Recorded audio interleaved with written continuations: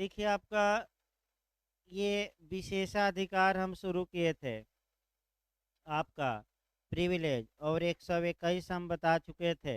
अब हमें बताना है 122, यानी कि आपका एविडेंस का सेक्शन निकाल लीजिए।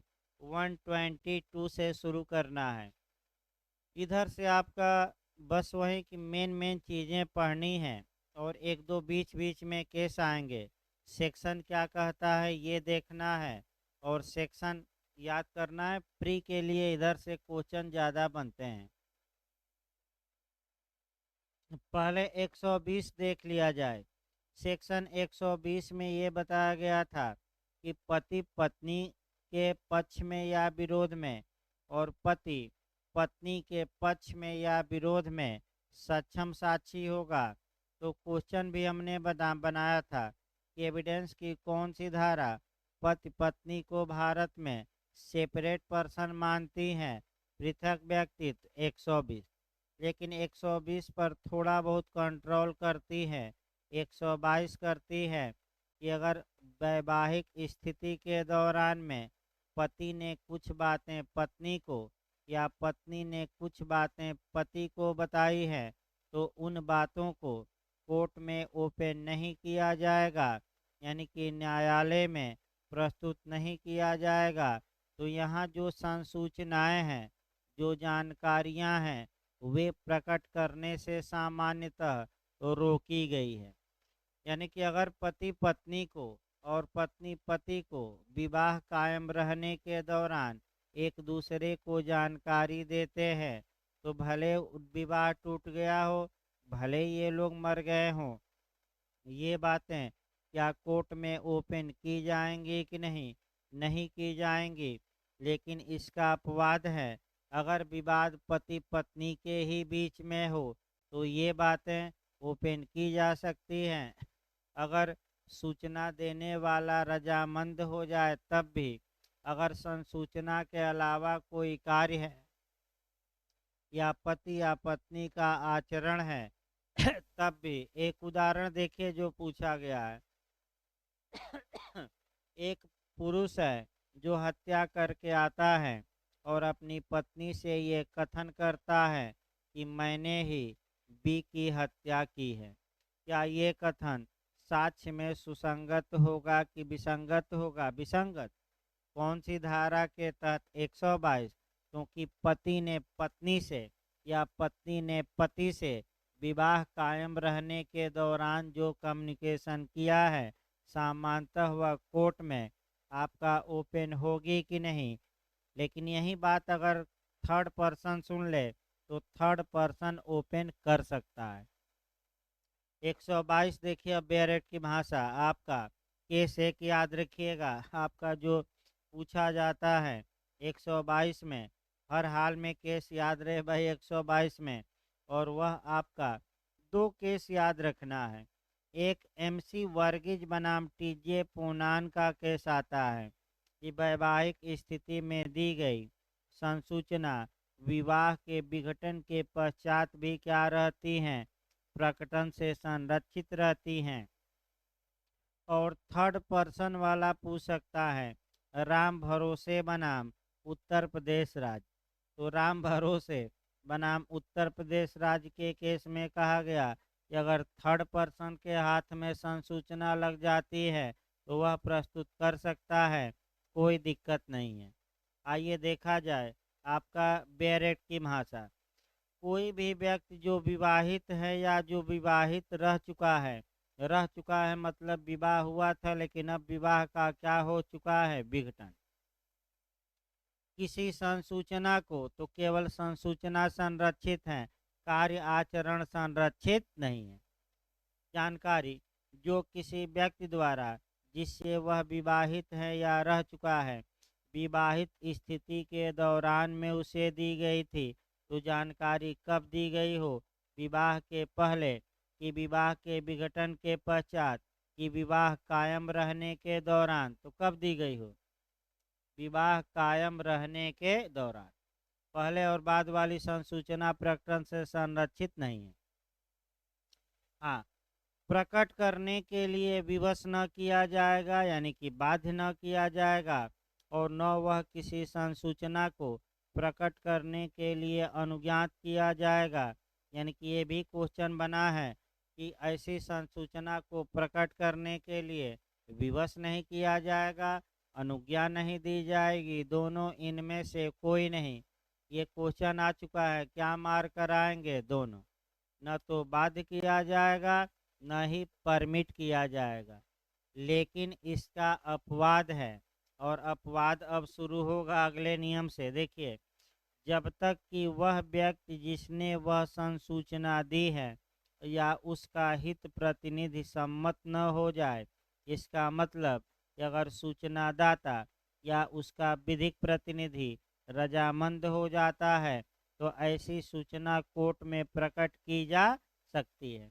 और अगला अपवाद है, कह सकते हैं ऐसे मुकदमे जो विवाहित व्यक्तियों के बीच हो, या ऐसी कार्यवाहियाँ जिसमें कि विवाहित व्यक्तियों के बीच क्रिमिनल कार्यवाही हो और एक दूसरे के विरुद्ध अपराध किए गए हों। यानी कि अगर सिविल मामला पति पत्नी के बीच में चल रहा है तब ये संसूचनाएं प्रकट की जा सकती है, और क्रिमिनल मामला पति पत्नी के बीच चल रहा है, यानी कि पति ने पत्नी के प्रति कोई अपराध किया है या पत्नी ने किसके प्रति किया है, पति के प्रति, तो ये संसूचनाएं ओपन की जा सकती है कि नहीं की जा सकती है। अब अपवाद भी वही अपवाद याद रखना है, कब कब संसूचना प्रकट की जा सकती हैं। तो एक एक लाइन से अब शुरू किया जाए। आपका सबसे पहले विवाह के पहले दी गई संसूचना प्रकट होगी, दूसरा विवाह विघटन के पश्चात दी गई संसूचना प्रकट होगी, तीसरा आपका शून्य या अवैध विवाह के दौरान दी गई संसूचना प्रकट होगी, चौथा आपका हुआ कि अगर संसूचना देने वाला या हित प्रतिनिधि रजामंद हो जाए तब। आपका पांचवा हुआ कि अगर आज संसूचना के अलावा आचरण या कार्य पक्षकार किए हैं तब प्रकट की जा सकती है। छठवां हो गया जब सिविल मामला चल रहा हो पति पत्नी के बीच में तब। जब क्रिमिनल मामला किसके बीच चल रहा हो, पति पत्नी के बीच में तब। और अंत में जब थर्ड पर्सन के हाथ में वह संसूचना क्या हो गई हो, आ गई हो। तो आपका थर्ड पर्सन अगर जैसे बेड के नीचे छुपा था सुन लिया, या कहीं पत्र पा लिया है तो ऐसी कंडीशन में, या छुपा था कहीं किवाड़ के दराज में, आपका बताया गया और सुन लिया, तब तो ओपन कर सकता है कि नहीं।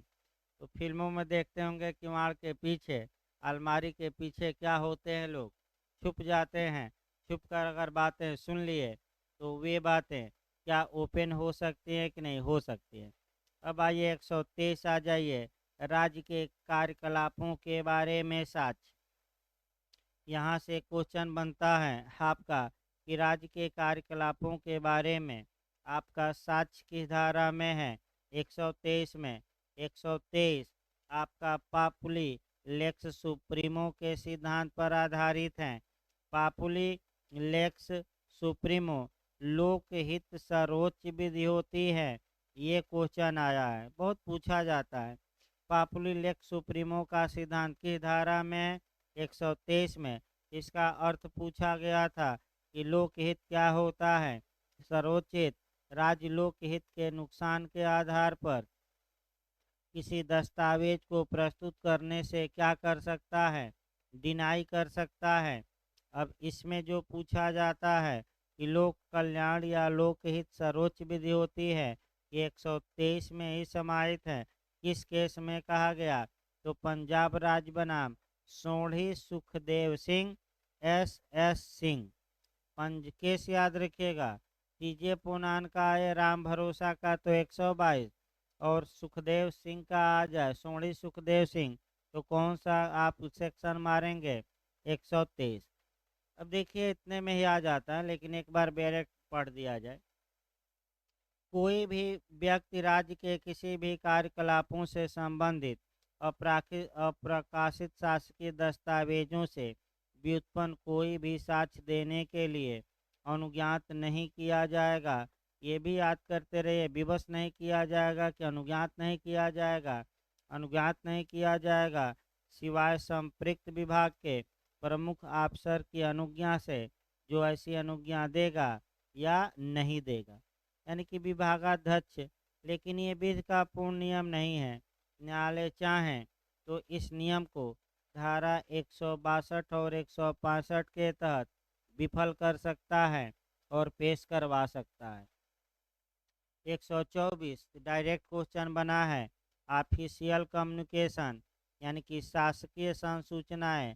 तो कोई भी लोक अफसर अगर उसे विश्वास में कोई संसूचना शासकीय दी गई है और वह समझता है कि हम ओपन कर देंगे कोर्ट में तो पब्लिक इंटरेस्ट या लोक हित को नुकसान होगा, तो वो भी शासकीय संसूचनाओं को प्रकट करने से क्या कर सकता है, इनकार। अब यहाँ क्वेश्चन बना है, भारतीय शासकीय संसूचनाएं की जो विदेशों से मिली हैं कि दोनों, बैरक पर लिख लीजिए दोनों। जैसे कि आपका सुभाष चंद्र बोस की मौत कैसे हुई, इसके बारे में विदेशों से जो जानकारियां मिली हैं आज तक सरकार प्रकट नहीं की। आज तक प्रकट नहीं की, बस फालतू बातें बता दी। लेकिन आज तक जो संसूचनाएं ब्रिटेन इत्यादि से मिल रही थी वो नहीं बताई। 125 अपराधों के करने के बारे में जानकारी। तो एक लाइन लिख लीजिए बैरक पर, मुखबिरों को संरक्षण की धारा में दिया है जासूसों को। 125 एक एक लाइन दो दो लाइन पढ़ना है। मुखबिरों को संरक्षण की धारा में 125, जासूसों को संरक्षण की धारा में 125 मारेंगे। यानी कि अगर किसी राजस्व अफसर से ये नहीं पूछा जाएगा, हाँ विवश नहीं किया जाएगा कि अनुज्ञा नहीं दी जाएगी, ये भी पकड़ते रहना है। आपका 124 में हमने बताया विवश नहीं किया जाएगा।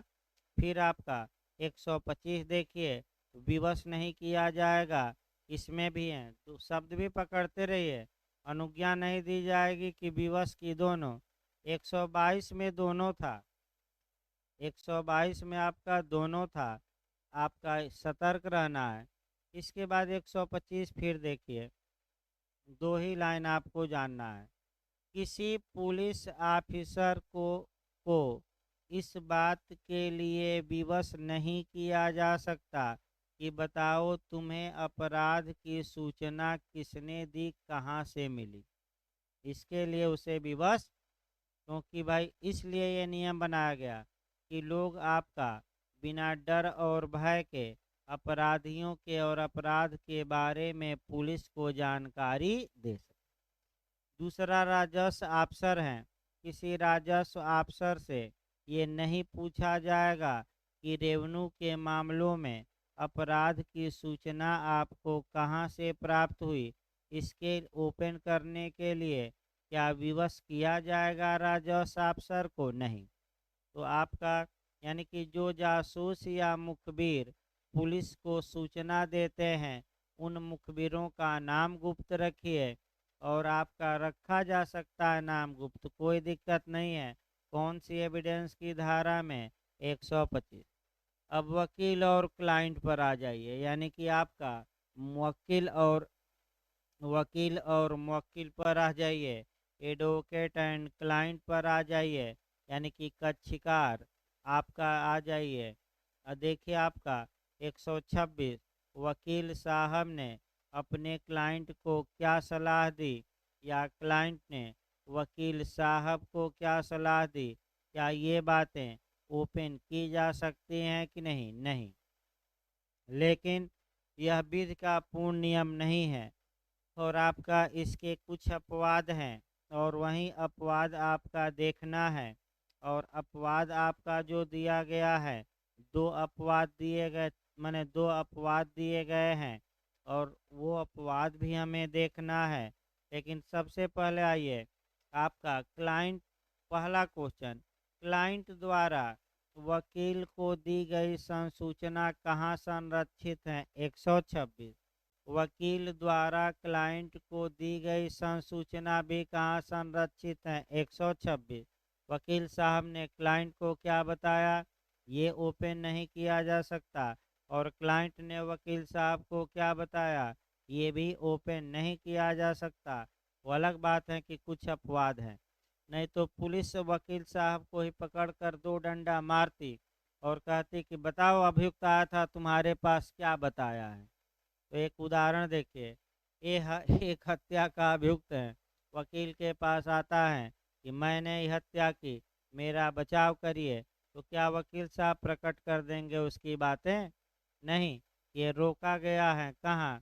क्या पुलिस वकील को पीट कर और पूछ लेगी बताओ क्लाइंट का कहा? नहीं, क्योंकि ये कौन सी धारा वकीलों का ब्रह्मास्त्र है, 126, कि वकील से नहीं पूछा जा सकता। आप जाकर क्लाइंट को पकड़िए, आपका वकील साहब से आप नहीं पूछ सकते। तो देखिए आपका अपवाद भी है, अपवाद पूछा जाता है। एक देखिए, कोई भी बैरिस्टर, अटॉर्नी, प्लीडर या वकील अपने कक्षीकार, कक्षी मने कार मने मुवक्किल या क्लाइंट होता है ना, है तो लिख लीजिएगा। कक्षीकार का मतलब क्या हुआ? मुवक्किल या क्लाइंट की अभिव्यक्ति सम्मति के सिवाय, यानी कि इसका मतलब ये हुआ कि अगर क्लाइंट ने अभिव्यक्ति सम्मति दे दी है, विवक्षित नहीं, एक्सप्रेस, कि बताइए हमने वकील साहब आपको क्या बताया था, तब तो वकील साहब प्रकट कर ही सकते हैं क्योंकि अब अविवक्षित नहीं, कैसे सम्मत दिया क्लाइंट ने? अभिव्यक्ति सम्मत के सिवाय ऐसी संसूचना को प्रकट करने के लिए जो उसने ऐसे बैरिस्टर, अटॉर्नी, प्लीडर या वकील की हैसियत में नियोजन के अनुक्रम में या प्रयोजनार्थ उसके कक्षकार द्वारा या की ओर से उसे दी गई है। इसका मतलब ये हुआ कि अगर क्लाइंट ने वकील साहब को नियोजन के अनुक्रम में या नियोजन के प्रयोजनार्थ, दो शब्द आया है, इस पर भी गौर करना है। नियोजन के प्रयोजन का मतलब कि वकील साहब के यहाँ गया, अपनी बातें बताया, वकील साहब ने मुकदमा लड़ने से ही इनकार कर दिया बातें सुनकर, या वकील साहब ने कहा कि इतनी फीस लेंगे, क्लाइंट भाग गया फीस सुनकर, तो क्या वकील साहब ओपन कर देंगे बातों को? नहीं। और अनुक्रम में मैंने वकील रख लिया है और बताया है, तो प्रयोजनार्थ मतलब वकील नहीं रखा तब भी, और वकील अनुक्रम में मतलब वकील रख दिया तब भी। तो क्लाइंट ने या क्लाइंट की ओर से, मान लीजिए अभियुक्त जेल में है तो उसका भाई चला गया वकील साहब के यहाँ बताया, तो क्या चाहे क्लाइंट ने बताया हो या क्लाइंट की ओर से किसी अन्य ने, तो वकील साहब इस बात को प्रकट कर सकते हैं कि नहीं? नहीं। या कोई दस्तावेज क्लाइंट ने पेश किया और उस दस्तावेज से वकील साहब परिचित हो गए, तो क्या वकील साहब ये प्रस्तुत करेंगे कि दस्तावेज में क्या लिखा गया था? नहीं, ये संरक्षण प्राप्त है। अगला देखिए, अथवा किसी दस्तावेज की जिससे वह अपने वृत्तिक नियोजन के अनुक्रम में या प्रयोजनार्थ परिचित हो गया है, अंतर्वस्तु या दशा कथित करने को, अथवा किसी सलाह को जो ऐसे नियोजन के अनुक्रम में या प्रयोजनार्थ उसने अपने क्लाइंट को दी है। यानी कि क्लाइंट ने क्या बताया वकील को, ये भी नहीं ओपन होगा, और वकील साहब ने क्या सलाह दी क्लाइंट को, ये भी ओपन अब ओपन नहीं होगा। तो अगला शब्द देखिए, प्रकट करने के लिए किसी भी समय अनुज्ञात नहीं किया जाएगा। तो क्वेश्चन बनता है कि अनुज्ञा नहीं दी जाएगी, कि विवश नहीं किया जाएगा, कि दोनों, कि इनमें से कोई नहीं। तो शब्द पकड़ते रहे, 126 में क्या नहीं किया जाएगा? अनुज्ञा। लेकिन यह विधि का पूर्ण नियम नहीं है, इसके दो अपवाद हैं, और दो अपवादों में अगर मामला आ जाता है तो ऐसी कंडीशन में वकील साहब ऐसी जानकारी को प्रकट कर सकते हैं। आपका पहला है, किसी भी अवैध प्रयोजन को अग्रसर करने में दी गई संसूचना पर, और दूसरा है, आपका वकील रख लिया, उसके बाद कोई अपराध किया या फ्रॉड कर दिया। यानी कि तीन अपवाद याद रखिए। पहला, अवैध उद्देश्य को आगे बढ़ाने में दी गई संसूचना प्रकटन से संरक्षित नहीं है। आपका वकील रख लिया, उसके बाद कोई अपराध करता है या फ्रॉड कर देता है तो ये भी संसूचना प्रकटन से संरक्षित नहीं है। वकील साहब प्रकट कर सकते हैं। तीनों पर एक एक उदाहरण देखिए। एक कहता है वकील साहब से कि हे वकील साहब, मैं जा रहा हूँ बी को लूटने, जब लूट के आऊँगा तो आप हमारा बचाव करिएगा। ये संसूचना अवैध उद्देश्य को आगे बढ़ाने के लिए दी गई है, प्रकटन से संरक्षित नहीं है। दूसरा उदाहरण देखिए। ए ने बी को लूट लिया है, वकील साहब के पास आता है, अपराध करने के बाद आया है और कहता है कि मैंने बी को लूटा, आप मेरा बचाव करिए। ये संसूचना प्रकटन से प्रोटेक्ट है, संरक्षित हैं, इसमें कोई शक नहीं। तीसरा, आपका ए ने मैंने वकील साहब को अपना मैंने वकील रखा, फिर जाकर कोई अन्य अपराध कर दिया, तो अन्य अपराध कर दिया तो वकील साहब को मैंने वकील साहब को अनुज्ञात किया जा सकता है कि आप बताइए कि और कौन सा अपराध कर दिया। और अंतिम है, अब आपका कपट कर दिया। कपट एक वहीं लिखना है कि आपका जब आया था क्लाइंट के रूप में तो रकम 5,000, और जब दोबारा आया तो वकील साहब ने देखा कि 5 का 5,000 बना, 5,000 का 50,000 बना दिया है, यानी कि ये तो फ्रॉड कर दिया। यानी कि हमें वकील रखे हो और हम ही से धोखेबाजी। पुराने कागज पर 5,000 और नया ला दिए तो 50,000। इतना बड़ा घोटाला कर दोगे? एक और जीरो बढ़ा देते तो 5 लाख हो जाता, एक और बढ़ा देते तो 50 लाख, एक और बढ़ा दो तो 5 करोड़ भी हो जाएगा। तो वकील साहब बता सकते हैं कि आया था। तो अब आपका दृष्टांत याद करना है। आप कहाँ, ये जो प्रोटेक्शन है आपका नियोजन के समाप्ति के बाद भी वकील साहब को छोड़ दिया तब भी क्या रहेगा? प्रोटेक्ट रहेगा। इसके बाद आपका दृष्टांत पूछा जाता है। हमें नहीं लगता कि दृष्टांत में आपका कोई माने दिक्कत होगी, अब बताते रहिए आप लोग। पहला, कक्षीकार को अटार्नी ख से कहता है कि मैंने कूट रचना की है और मैं चाहता हूं कि आप मेरी प्रतिरक्षा करें। ये संसूचना प्रकटन से संरक्षित होगी कि नहीं होगी, क्योंकि अपराध करके आया है। लेकिन यही कहता कि मैं जा रहा हूं क्या करने? कूट रचना करने, और उससे संपत्ति पर कब्जा करूंगा।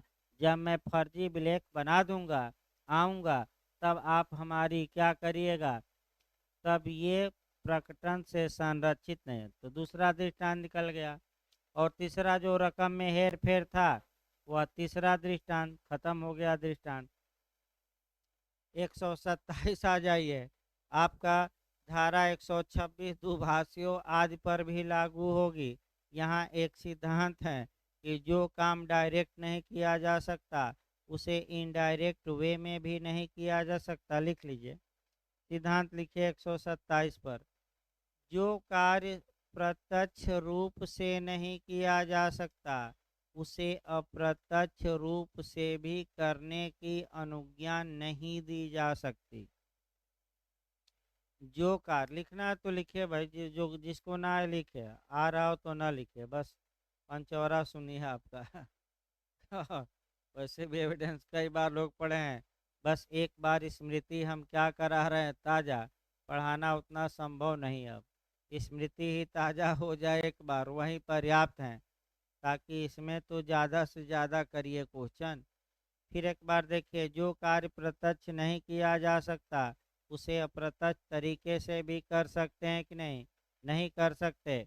आपका इसका मतलब ये जो सिद्धांत हैं एविडेंस की धारा 26 में भी समाहित हैं। कहीं जोड़ लीजिए, आपका 26 एविडेंस की धारा किस में है? 26 में। देखिए बस एक लाइन इसमें है कि जो ये 26 के 126 का प्रावधान है, जो वकील साहब के पास क्लर्क रहते हैं, चपरासी रहते हैं, मुंशी रहते हैं, ट्रांसलेटर रहते हैं, टाइपराइट रहते हैं, टाइपराइटर, वो भी तो बैठकर क्लाइंट की बातें सुनते रहते हैं। तो क्या वे ओपन कर सकते हैं कि क्लाइंट ने क्या कहा? नहीं, क्योंकि जो वकील साहब नहीं कर सकते उनका मुंशी को भी वह कार्य करने का अधिकार तो कौन सी धारा 127।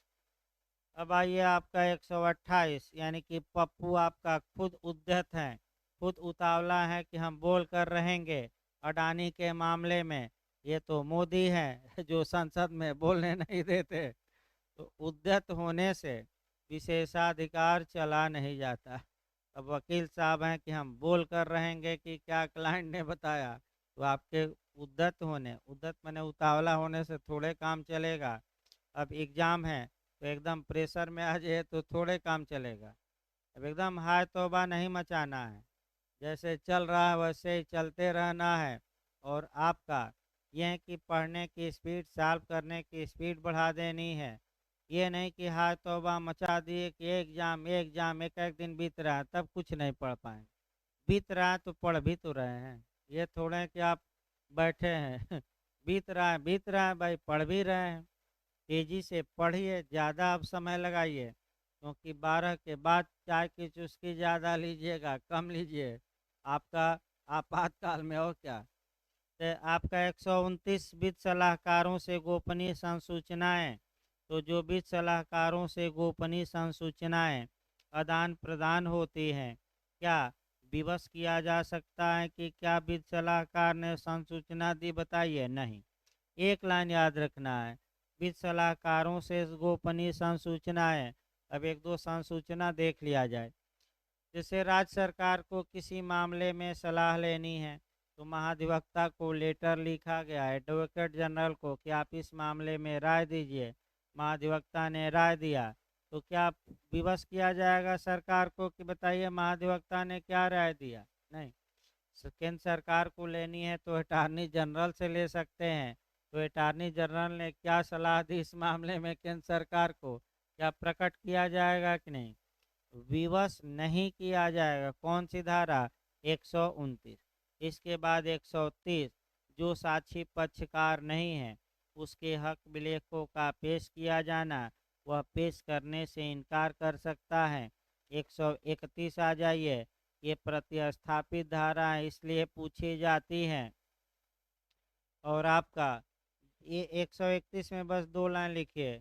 यह धारा 39 और 131 सन 2000 में प्रतिस्थापित की गई। दोनों धाराएं लिखिए।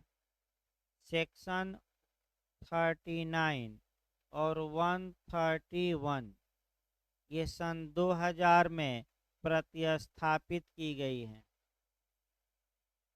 इसके बाद आपका क्वेश्चन 132 से बनता है।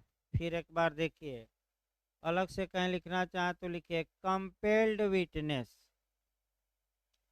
कंपेल्ड विटनेस का प्रावधान किन किन धाराओं में है? कंपेल्ड विटनेस माने विवशनीय साक्षी। तो विवश किया गया साक्षी, मजबूर किया गया साक्षी, बाध्य किया गया साक्षी।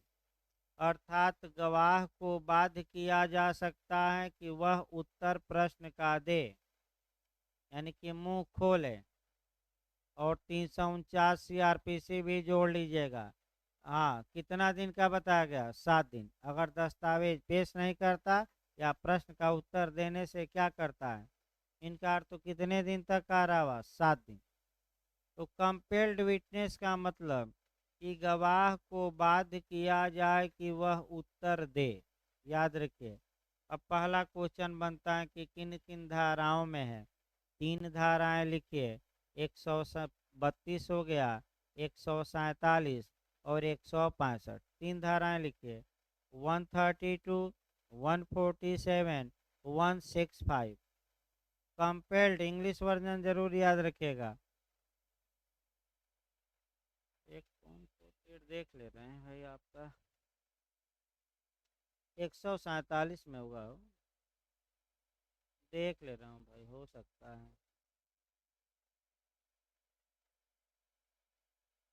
अन्य अगर विवाद उत्पन्न होता है तो आपका न्यायालय ये डिसाइड करेगा। डिसाइड के बारे में माने कब विवश, कब तुम उत्तर दो कब न दो, ये अलग थोड़ा चला जाएगा। अगला देखिए, इसमें देखा जाए आपका 132 से क्वेश्चन बनता है। ध्यान से पहले कॉन्सेप्ट बनाइए। देखिए, अब ये है कि अगर किसी गवाह को बाध्य किया जाता है कि वह प्रश्न का उत्तर दे, तो का ये भी नियम है कि गवाह को कुछ प्रोटेक्शन भी दिया जाए, और वहीं आपका अगर वह उत्तर देता है तो उसे कुछ संरक्षण भी 132 देती है। अब क्या क्या संरक्षण है वहीं पूछा जाता है। अगर किसी गवाह से कहा गया कि प्रश्न का उत्तर दो, तो क्या इस आधार पर वह उत्तर देने से क्षम्य है कि वह अपराध में फंस जाएगा? नहीं। क्या इस आधार पर वो क्षम्य है कि उसकी संपत्ति जब्त हो जाएगी? नहीं। या इस आधार पर क्षम्य होगा कि उस पर सेंक्शन लग जाएगा? नहीं। लेकिन अगर उत्तर दे देता है तो न तो संपत्ति जब्त होगी, न आपका किसी आपराधिक मामले में उसे पर मुकदमा होगा। लेकिन एक काम न करे, फाल्स उत्तर न दे। अगर मिथ्या साक्ष्य देता है तो मिथ्या साक्ष्य देने के लिए उस पर आपका मुकदमा चल सकता है। तो देखिए आपका क्या पूछा जाता है, निम्नलिखित में से किस आधार पर आपका गवाह उत्तर देने से क्षम्य किया जा सकता है? तो क्षम्य किया जा सकता है, 3 आधार देगा, क्षम्य है नहीं। एक आपका फालतू देगा, तो भाई फालतू देगा तो वहीं आपका कह सकते हैं, यानी कि बहुत ज़्यादा आपका घुमावदार क्वेश्चन बनता है कि किन आधारों पर उसे क्षम्य नहीं किया जाएगा, यानी कि बाध्य किया जा सकेगा। तो 3 आधार याद रखें। इन आधारों पर उत्तर देने से माफ नहीं किया जाएगा, देना ही होगा। लेकिन उत्तर दे देता है तो कानून उसे क्या प्रदान करता है? संरक्षण। लेकिन एक में नहीं संरक्षण प्रदान करेगा। कैसा उत्तर दे दिया? फाल्स। तो कल आगे इसको बढ़ाया जाएगा, कल और स्पीड बढ़ाई जाएगी थोड़ा आपका, मैंने स्पीड थोड़ा बहुत। हाँ भाई, कल से 8:30 बजे से क्लास चलेगा, मौसम अब सही हो रहा है। कल से जो क्लास का टाइमिंग रखा गया है, चूँकि ठंडी के कारण लेट चल रहा था, भाई 8:30 बजे से क्लास चलेगा। तो 8:35-40 तक हर हाल में आ जाइए, चाहे लोग कम आए फिर भी आपका क्लास 8:40 तक शुरू हो जाएगा। क्योंकि आपका गर्मी बढ़ रहे हैं तो धीरे धीरे समय और कम किया जाएगा, क्योंकि वो ठंडी के कारण आगे बढ़ा